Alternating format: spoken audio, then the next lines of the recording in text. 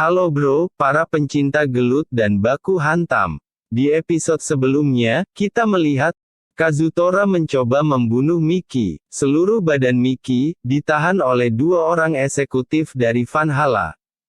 Kemudian Kazutora memukul Miki menggunakan besi. Kemudian Miki marah besar karena perkataan Kazutora. Miki bisa melepaskan pegangan dari dua eksekutif Vanhala. Dua orang tersebut terpental. Setelah itu Miki menghajar Kazutora dengan sebuah tendangan yang dahsyat, sehingga Kazutora terkapar. Terlihat dua orang eksekutif dari Vanhala dan Kazutora terkapar. Mereka tidak menyangka kekuatan dari Miki sangat luar biasa. Takemichi pun kagum dengan kekuatan dari Miki.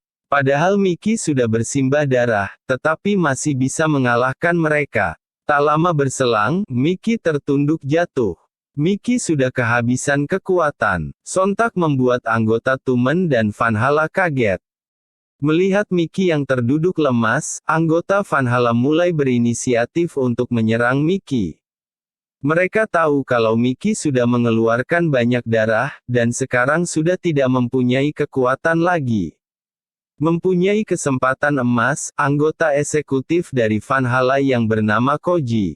Dia mencoba membuat anggota Vanhala bergerak untuk menghajar Miki. Di sisi lain, Hanma sangat senang dengan kerja Kazutora.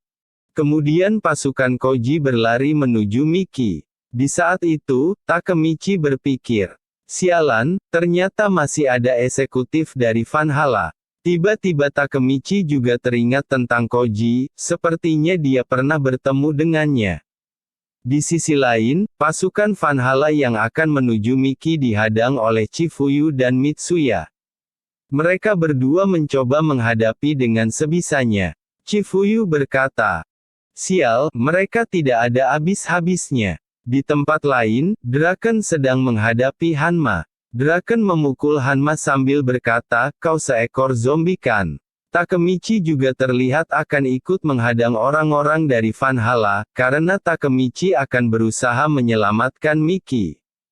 Kemudian Takemichi menghajar orang-orang dari Vanhala dengan kekuatan tersisanya. Meskipun Takemichi sudah berusaha keras, tapi tidak bisa berbuat banyak.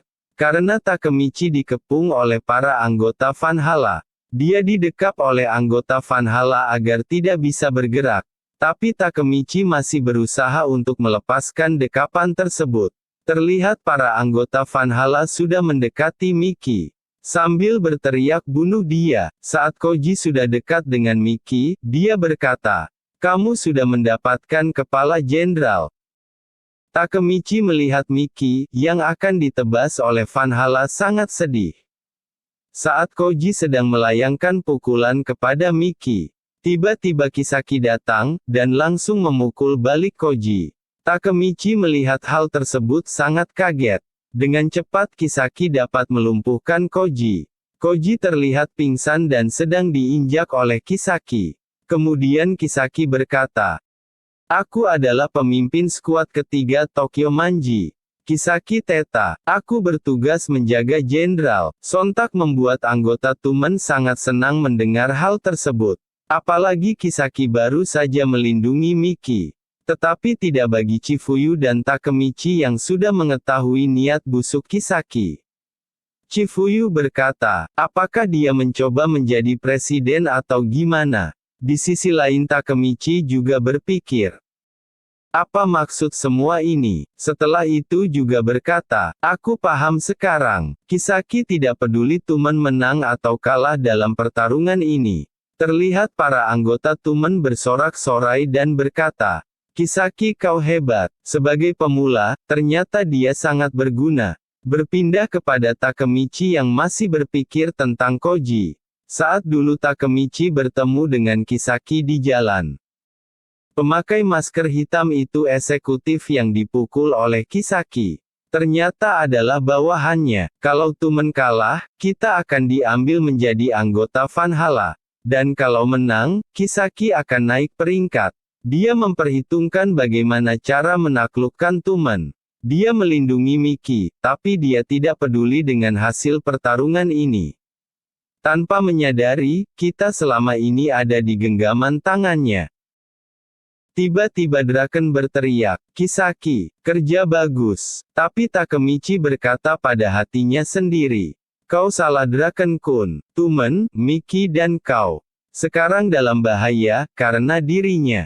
Draken juga berteriak, "Ku serahkan Miki padamu." Setelah itu Kisaki juga berkata, "Yang melindungi Miki adalah saya." Tapi Baji tiba-tiba berlari, dan berkata, "Aku sudah menunggu momen ini."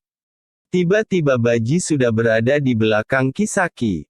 Sambil berteriak Baji kemudian memukul Kisaki. Baji memukul menggunakan besi. Kisaki terpental jatuh. Karena terkena pukulan Baji, sontak membuat semua orang kaget melihatnya. Draken, Mitsuya, Takemichi dan juga Hanma, anggota Vanhala berteriak senang. Lalu Baji berkata, "Kisaki, kau akan aku hajar, sampai ibumu tidak bisa mengenali wajahmu lagi."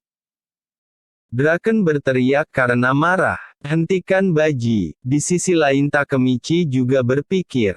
Jadi Baji dari awal sudah mengincar Kisaki. Mitsuya juga berkata, "Kami datang untuk membawamu kembali." Tiba-tiba anak buah Kisaki memukul Baji hingga jatuh. Baji terjatuh di tumpukan mobil. Orang itu mendekati Kisaki dan berkata, "Kau baik-baik saja Kisaki?" Kisaki menjawabnya, "Ada lalat terbang di dekatku.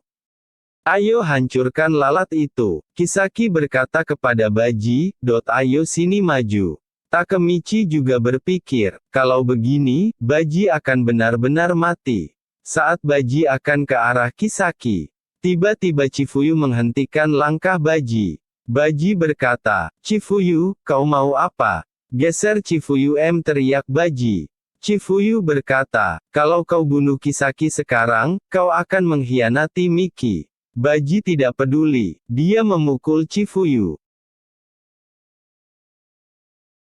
Setelah memukul Chifuyu, Baji berkata, "Jangan memuji dirimu sendiri Chifuyu. Satu-satunya alasan membiarkanmu hidup adalah untuk mendapatkan keterampilan bertarungmu. Aku tidak peduli sama sekali tentang pendapatmu." Mendengar itu Chifuyu berteriak, "Aku adalah wakil ketua skuad pertama. Aku datang untuk melindungimu. Kalau kau coba lari dari tempat ini, aku tidak main-main." Mendengar itu Baji Palah menantang Chifuyu. "Oke silahkan, aku beri waktu 10 detik. Kemudian Baji menghitung sendiri waktunya. Tapi terlihat Chifuyu bingung akan melakukan apa. "Jadi kau mau sesuatu apa? Kupikir, kau tidak akan bermain-main denganku. Aku tidak akan berhenti, kecuali kau membunuhku." Tiba-tiba Takemichi berlari dan mendorong Baji. Takemichi mendorong Baji dengan kencang. Dan Baji terlempar. Takemichi juga berkata, "Aku akan melindungi Baji. Kita bisa menghentikan Baji bersama." Ucapnya kepada Chifuyu. Tapi Chifuyu berkata sesuatu yang tak terduga. "Aku tidak bisa memukul Baji." Mendengar hal itu Takemichi kaget. "Kau bicara apa?" Chifuyu teriak Takemichi. Tapi Baji dengan kuatnya memukul punggung Takemichi.